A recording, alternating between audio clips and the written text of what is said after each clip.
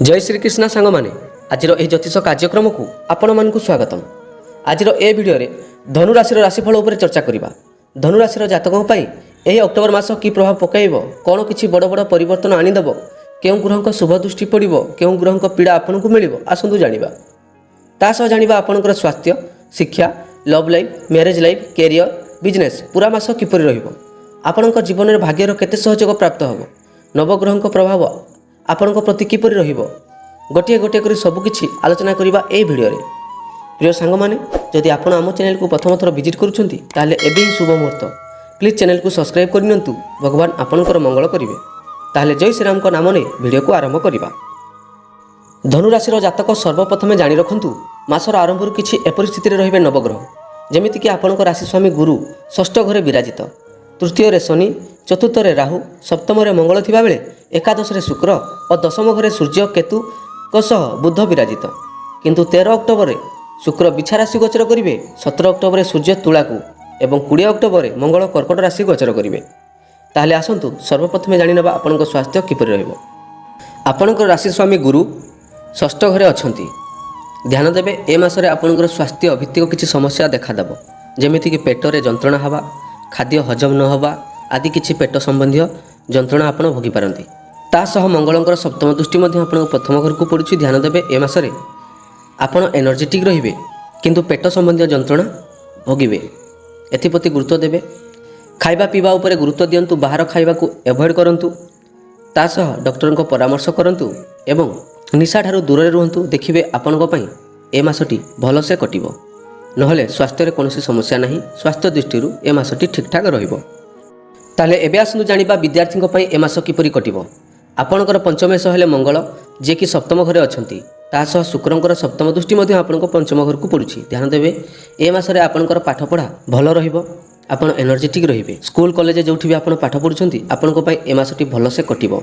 शिक्षा दृष्टि ए मासटी सर्वोत्तम रहिबो आपण प्रत्येक काम को नहीं एनर्जेटिक फील करेंगे किंतु ध्यान देवे ए मासरे आपणकर परिश्रम होई पारे स्कूल ट्यूशन ट्यूशन स्कूल एपरी आपणकर परिश्रम बढ़िबो नहले ध्यान देवे बेले बेले बुलाबुली कारणरू पाठरे किछि डिस्टर्बेंस आसीबो एथिप्रति गुरुत्व देवे नहले ए मासटी विद्यार्थी पई सर्वोत्तम रहिबो।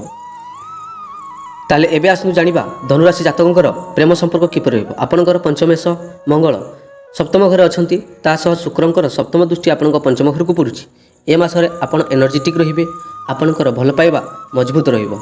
शुक्रंक सप्तम दृष्टि कारणरू आपणकर भल पाइबारे किछि किछि थटा मजा रहिबो तासह आनंद मध्य रहिबो। उभय उभय को लेला मजनू परि भल पाइबे भल पाइबा दृष्टि ए मासटी सर्वोत्तम रहिबो। आपण टिके रोमांटिक स्वभावर होई पारंती रोमांटिक हेबा कारणरू आपणक भल पाइबा आहुरी मजबूत रहिबो। उभयଙ୍କ ମଧ୍ୟରେ गुड अंडरस्टैंडिंग रहिबो उभय उभय को पागल परी भल पाइबे ए मासटी भल पाइबा दृष्टि सर्वोत्तम रहिबो भल पाइबारे कोनोसी असुविधा नहीं। ताले एबे आसनु जानि नेबा आपणकर वैवाहिक तथा पारिवारिक जीवन किपर रहिबो। आपणकर सप्तमेश बुध जे कि सूर्य और केतुंक सहित दशम घरे अछंती तासह आपणक सप्तम घरे मंगल अछंती ध्यान देबे बुध निज राशि रे अछंती ए मासरे आपणकर पारिवारिक सुख समृद्धि देखादेब परिवार रे थिबा समस्त समस्या दूर हो जिवो अर्थगत समस्या दूर होबो पूर्वरु किछि समस्या चली आस्तला ताहा मध्य दूर हो जिवो परिवार रे पितामातांकर आशीर्वाद आपनको प्राप्त होबो उभयଙ୍କ मध्य भल पाइबा बढ़िबो आपणक पार्टनर एनर्जेटिक रही कार्य करिवे आपनको सहाय्य सहयोग मध्य करिवे जहा फल रे आपण उभयଙ୍କ मध्य गुड अंडरस्टैंडिंग रहिबो उभयଙ୍କ मध्य भल बुझामणा रहिबो उभय उभयଙ୍କୁ भल पाइबा देबे पति पत्नी मध्य दाम्पत्य सुख ए मासरे आपनको प्राप्त होबो। ओवरऑल कहबा गले वैवाहिक दृष्टिकोणरू पारिवारिक दृष्टिकोणरू ए मासटी सर्वोत्तम रहिबो। एबे आसंतु जानिबा धनुराशि जातकंकर व्यवसाय किपरि रहिबो पूरा मास।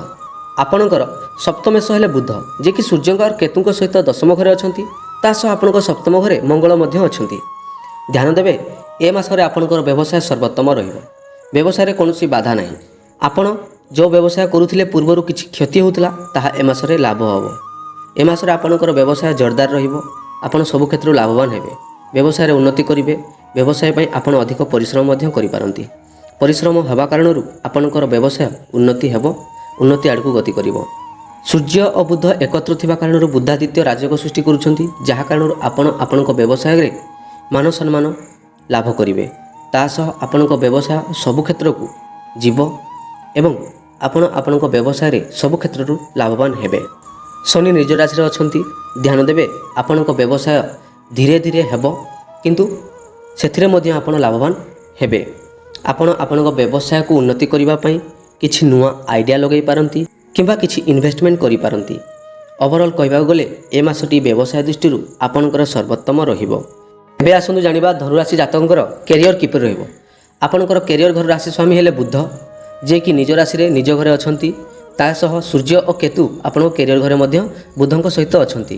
ଧ୍ୟାନ ଦେବେ ଏ ମାସରେ ବୁଧାଦିତ୍ୟ ରାଜଯୋଗ ହେଉଥିବା କାରଣରୁ ସରକାରୀ ଚାକିରି ଯୋଗ ବନୁଛି।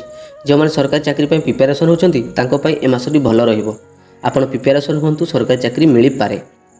କିନ୍ତୁ ଧ୍ୟାନ ଦେବେ ରାହୁଙ୍କର ମଧ୍ୟ ସପ୍ତମ ଦୃଷ୍ଟି ଆପଣଙ୍କର କ୍ୟାରିୟର ଘରକୁ ପଡ଼ୁଛି, ଯାହା କାରଣରୁ ଆପଣ ଭ୍ରମାତ୍ମକ ଚିନ୍ତାଧାରା କରିପାରନ୍ତି। ଆପଣଙ୍କ ମନ ଭ୍ରମିତ ହୋଇପାରେ।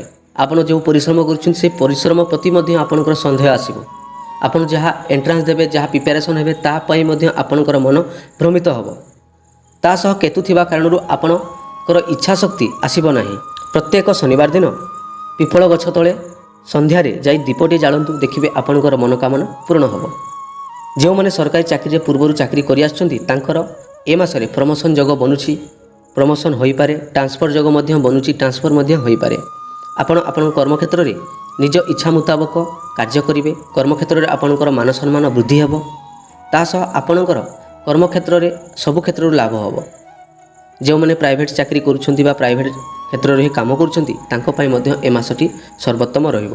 ଟାର୍ଗେଟ୍ ଫୁଲଫିଲ୍ ହେବ ଆଉ ଆପଣଙ୍କର ଏ ମାସଟି କ୍ୟାରିୟର ଦୃଷ୍ଟିରୁ ସର୍ବୋତ୍ତମ ମାସ ହେବାକୁ ଯାଉଛି।